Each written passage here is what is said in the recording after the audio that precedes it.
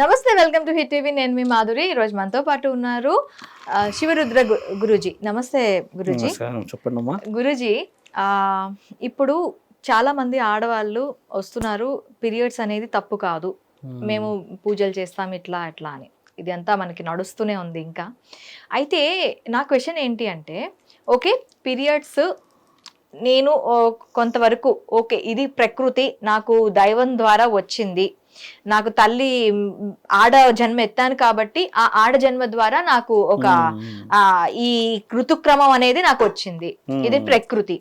మరి ప్రతి మంత్ నాకు ఈ ఋతుక్రమం ద్వారా నా చెడు రక్తం పోవటం కానీ అండం విచ్ఛిన్నం అవటం కానీ జరుగుతుంది. ప్రతిరోజు అదే పురుషుడికి ప్రతిరోజు కూడా స్ఖలనం జరుగుతుంది. మరి పురుషుడు ఎందుకు అపవిత్రం కాదంటాడు? భోజనం బాగా చేశాడు అనుకోండి, ఉదాహరణకి నేను ఇప్పుడు మధ్యాహ్నం వెజిటేరియన్లో ఒక 5-6 రకాల తిండి తిన్నాం. ఒక కోరిక పుడుతుంది. అంటే ఏంది, కొంచెం ఫిజిక్ వచ్చిందనో లేకపోతే నిద్ర బాగా వచ్చిందనో, మొత్తానికైతే బలమైన తిండి తింటా, రుచికరమైన తిండి తింటాం. తినడం వల్ల ఏమవుతుందంటే మల్టీ లెవెల్లో, అంటే లోపల ఇంటర్నల్గా ఈ సిమెన్ అంటే స్పమ్ అనేది ఏమవుతుందంటే అమ్మా పుడుతూ వస్తుంది. అంటే వీర్యం అనేది మీరు అన్నట్టుగా పుడుతూ ఉంటుంది. ఎలా బాగా తిన్నప్పుడు మరి అన్నీ అరిగినప్పుడు వీర్యం కూడా వృద్ధి చెందుతుంది అని అంటే నువ్వు తప్పులో ఉన్నావు అని అర్థం. ఇక్కడ ఇప్పుడు తిండి తినకపోతే మరి నేనేంది స్వామి అని అనవచ్చును. అంటే ఇప్పుడు తిండి తింటేనేమో అన్నిటితో పాటు రక్తంతో పాటు గుండె కొట్టుకోవడంతో పాటు నా అన్నిటితో పాటు అది కూడా ఉన్నది. ఇప్పుడు వీర్యం అనేది నా కడుపులో నా శరీరంలో ఉన్నది. ఇప్పుడు నేను అపవిత్రం అయిపోతానా? అది మరి నా శరీర భాగాల్లో ఉన్నది కదా అన్న ప్రశ్న ఇది కదా. వీర్యం స్ఖలనం జరిగితే ఆయన గారు అపవిత్రం కాకుండా పవిత్రం ఎలా అయ్యాడు, స్త్రీలు ఎలా అయ్యారు అంటారు కదా. వీర్యం అనేది జీవం పోయడానికని ఉన్నది. యాక్చువల్లీ పిండం అనేది ఏది ఉంటుందమ్మా, ఋతుచక్రం నెల రోజుల్లో ఒక 5 నుంచి 3 రోజులు, 4 రోజులు, 5 రోజులు, మొత్తానికి అయితే 5 days అవుతుంది. ఈ 5 రోజులలో స్త్రీ గుడిలకు సంబంధించిన విషయాలలో బయటికి రాకూడదు, లేకపోతే గుడిలకు రాకపోవడానికి గల కారణం ఏంటే, రక్తస్రవం అవుతున్నది నీకు అని గుడిలోకి రాకూడదు అని లేదు శాస్త్రంలో. ఒక స్త్రీ జీవకణాన్ని మీరు అన్నారు అయితే, ఇప్పుడు పిండం అంటే ఈ పిండాలంటే ఇప్పుడు ఏదో ఎగ్స్ రిలీజ్ అంటే ఫర్టిలైజేషన్ కదా, ఇవి రిలీజ్ అవుతాయి కదమ్మా. ఈ రిలీజ్ అయినప్పుడు అది చనిపోతుంది కదా. అవును. ఆ చావుని స్వీకరించదు గుడి. కొంచెం డీప్గా వెళ్దాం మళ్ళీ. అదేంది గురువు గారు, మరి వీర్యస్ఖలనం అయినప్పుడు చావు లేదా? ఆయనకు మరణం ఎక్కడిది? ఆయనకు మరణం లేదా? ఆయన అంత బతుకున్నాడా పురుషుల్లో? ఆ వీర్యం కూడా బయటకు వచ్చినాక అది ఉపయోగించబడకపోతే చావే కదా. వాస్తవం కదా. స్త్రీకే ఎందుకు వస్తుంది అది? పురుషుడు ఆ విధంగా ఉన్నా కూడా, లేకపోతే ఆయన గారి శరీరం ద్వారా కూడా పోతాడు కదా, ఆయన గారికి ఒక అర్థం ఒక పర్థం ఉంది కదా అని అంటాడు కదా. చరిత్ర వెనక్కి వెళ్తాం. ఇప్పుడు మీరు అడిగిన ప్రశ్న పూర్తిగా వింటే అర్థమవుతుంది. మహానీయుడు మహాముఖండి ఒక సంధ్యా సమయంలో దేవాది దేవతలకు చెప్పి, మేము మానవ అభ్రబ్రహ్మలోకాన్ని సిద్ధం చేసి వస్తాము, దాని పేరు ఏ భూమండలము అని చెప్పి కిందికి వస్తూ ఉంటాడు. ఇంతకుముందుకు ఒక ప్రశ్న చేశా, దాని పేరు అగ్నిలోకము, ఆత్మలోకము, ఆత్మలింగం. అంటే తండ్రి ఏం చేశాడంటే అమ్మ, ఒక చెట్టుకి పండులో మాత్రమే ప్రాణం పోస్తూ ఉంటాడు వచ్చి. ముఖంటే చేస్తాడు. ఇది ఆత్మబంధువు అంటారు కదా తండ్రిని. ఆ పండులో నుంచి ప్రతిరోజు సాయంత్రం వచ్చి ఒక ఆత్మ వేసేసి శరీరాన్ని చూపించేసి వ్యవసాయానికి వెళ్ళు అని పంపుతుంటాడు. పని చేసుకోపో, పండ్లు పలహారాలు పండించు, అవన్నీ నాకు నేను మరుసటి రోజు వస్తే నాకు అప్పచెప్పు అంటుంటాడు. అక్కడ ఆత్మను మాత్రమే తండ్రి సృష్టించే ప్రక్రియ జరుగుతూ ఉంటుంది.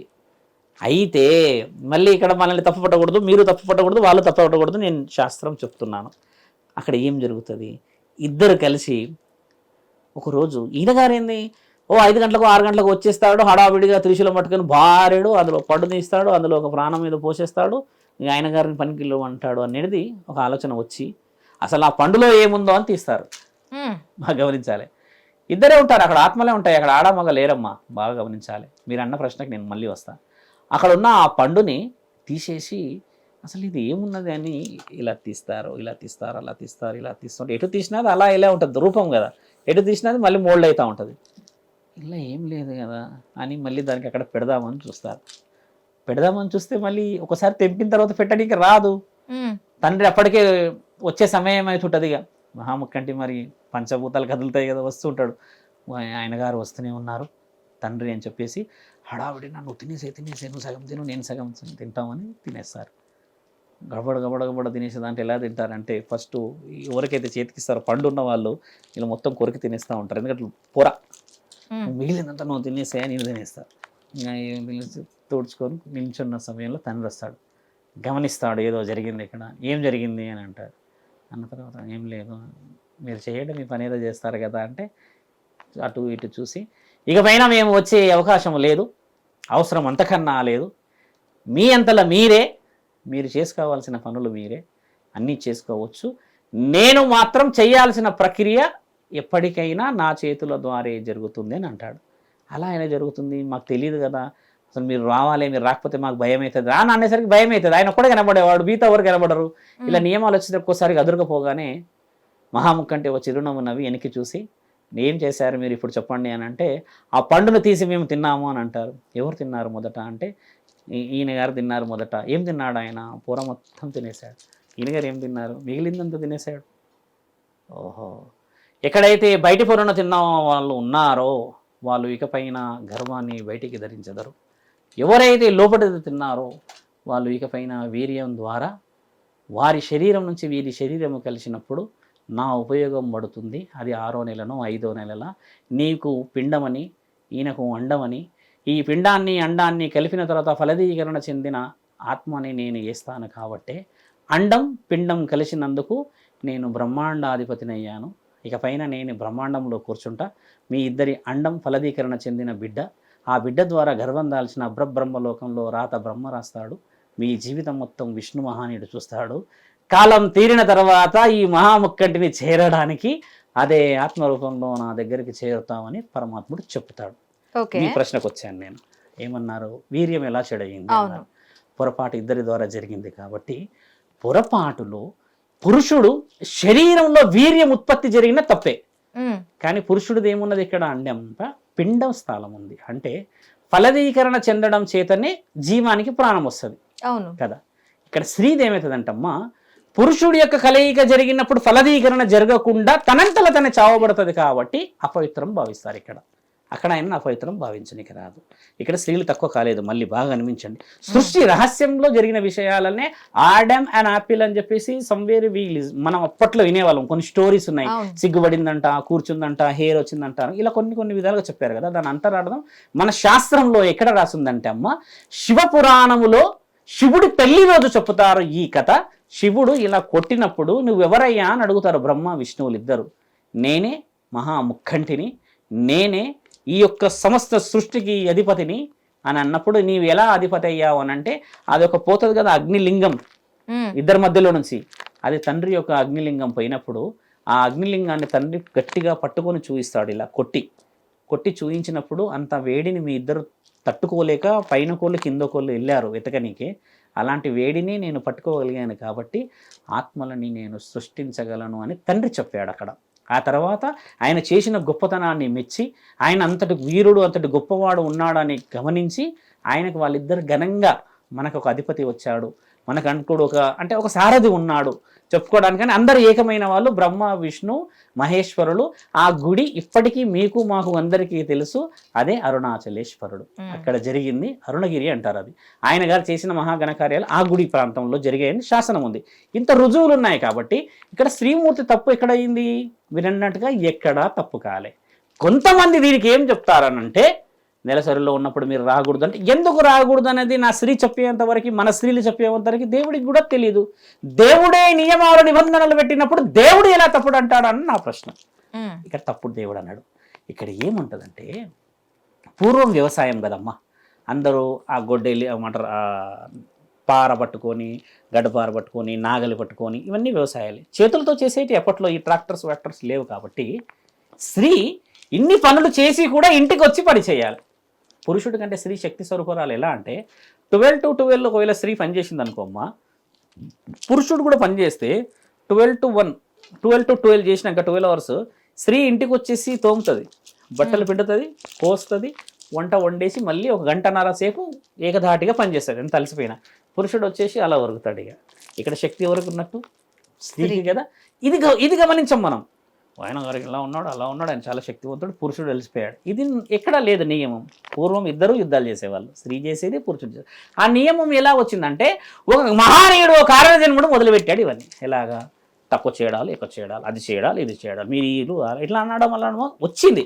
ఓకే, అది కూడా ఎందుకు వచ్చిందంటే అమ్మా, అలాంటి సమయంలో శరీరం అలసిపోయి ఉంటుంది, నడుముకు కింద భాగం ఇక్కడ ఈపు నొచ్చుతుంది, మెడలు బాగా లాగవచ్చు, వ్యవసాయం చేస్తారు, విశ్రాంతి ఒక 5 రోజులన్నా ఉంటుంది. మళ్ళీ ఆ చుట్టుపక్కల ఉన్న ప్రాంతం అంతా మట్టి ప్రాంతమే కాబట్టి విశ్రాంతి అన్న పేరుకు వీళ్ళందరూ ఈ నిబంధనలు పెట్టడం చేత ముఖ్యమైంది. దానికి గౌరవిస్తున్నారు స్త్రీలు. గుడి అనేది ఎందుకన్నారంటే, గుడిలో చాలామంది వచ్చేవాళ్ళు ఇంతటి పర్టికులర్గా దుస్తులు లేవు కదమ్మా ఒకప్పుడు. గమనించాల్సిన విషయం అది. అక్కడ మనల్ని ఆపారు అంతే. దేవుడు ఆపలేడు. నా తల్లి పార్వతీమాత మరి అర్ధనారీశ్వరి తత్వాన్ని తీసుకొని నా తండ్రిని వదిలిపెట్టి ఎన్నిసార్లు వెళ్ళాలి దక్షుడి ఇంటికి? మరి అవమానం జరిగిన ఇంటికే వెళ్ళాలి కదా. మరి ఎక్కడికి వెళ్తుంది మా అమ్మ? నెల వెళ్తుందా? అలా అని చూసుకుంటే ప్రతి తప్పే అవుతుంది. స్త్రీలు వాళ్ళ గౌరవాన్ని వాళ్ళు కాపాడుకుంటున్నందుకు వాళ్ళకి గౌరవం ఇచ్చే బాధ్యత ప్రతి ఒక్కరికి ఉన్నది. ఇలా కాపాడబడుతుంది సొసైటీ. మళ్ళీ మన ఏదైతే మీరు ఋతుచక్రం అంటున్నారో, పురుషుడు తప్పు కాలేడు అక్కడ, స్త్రీ తప్పు కాలేదు ఇక్కడ. కాకపోతే ఇక్కడ ఒక కణం అనేది చావు జరుగుతుంది అన్న ఉద్దేశంతోనే. కానీ ఆ పురుషుడు బయటికి వీర్యం స్ఖలించినాక కూడా చనిపోతుంది కదా, చేస్తారు కదా అని అంటే అది కలయిక విషయం వేరు. దాన్ని మళ్ళీ మాట్లాడితే ఏంటంటే మైక్రో లెవెల్లో దాంట్లో మళ్ళీ డిస్కషన్స్ చేయాల్సి వస్తుంది. ఉన్న విషయం అంతా ఏంటంటే స్త్రీయే పవిత్రంగా కాపాడుకోవడం చేతనే అన్నీ కాపాడబడుతున్నాయి. మీరు కనిపెట్టగలరా, గుర్తుపట్టగలరా ఒక స్త్రీని? మరి ఎవరైనా వచ్చేసి అడ్వాన్స్గా జీన్స్లు వేసుకుని ఉన్న వాళ్ళు నెలసరిలో ఉన్నారని కనిపెట్టలేము. చెప్పగలుగుతున్నారా?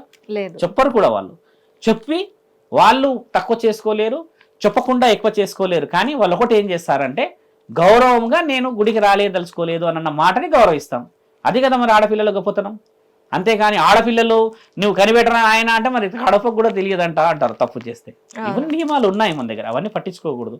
స్త్రీలు గౌరవిస్తున్నందుకే ఇంకా శాస్త్రం గౌరవించబడుతుందమ్మా. మీరు అడిగిన ప్రశ్న చిన్నది కాదు, చాలా వైల్డ్ క్వశ్చన్ ఇది. దీన్ని చాలా డీప్గా తీసుకెళ్ళి ఇప్పుడున్న యువకులకు తెలియాలి అసలు ఏం జరుగుతుంది, అసలు ఇది స్త్రీలని మూలకి ఎందుకు కూర్చోబెట్టాలి, దాని అంతరార్థం ఏమిటి, రక్తస్రావం అనేది ఎందుకు వచ్చింది, దాని అంతరార్థాల్లో శాస్త్రం ఏమి దాగుంది. ఇవన్నీ ఇప్పుడున్న టెక్నాలజీలో గత 100 సంవత్సరాల్లో హెవీగా నాలెడ్జ్ అయిపోయింది కదా. ఇవన్నీ నమ్మరు, నమ్మకపోయినా పర్లేదు, దేవుడు మాత్రం నిజమైనోడే. అంతే కదమ్మా. హిట్ టీవీ యాప్, ఇందులో short news, live news, entertainment shows, movies, digital magazines తో పాటు మీ జిల్లా వార్తలను కూడా ఫ్రీగా చూడొచ్చు. అంతేకాదు కేజీ నుంచి పీజీ వరకు విద్యార్థులకు స్కాలర్షిప్ కూడా అందిస్తున్నాం. ప్రతి వారం 10 మందికి లక్కీ డ్రా ద్వారా ఒక్కొక్కరికి 10,000 రూపాయలు అందిస్తున్నాం.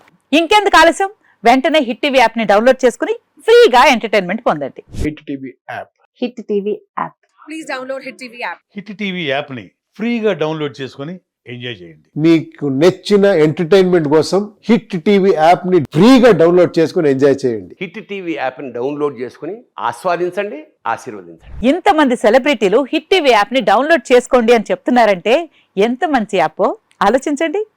అమెరికా అమెరికా అమెరికా అమెరికాలో చదవాలనుకునే వాళ్ళకి విశ్వసనీయమైన పేరు మన శౌర్య కన్సల్టెన్సీ. UK లో 1 year masters, UK లో 1 year masters, 2 years work permit up to 5 years visa. Contact Saurya Consultancy. Contact 89851 89851.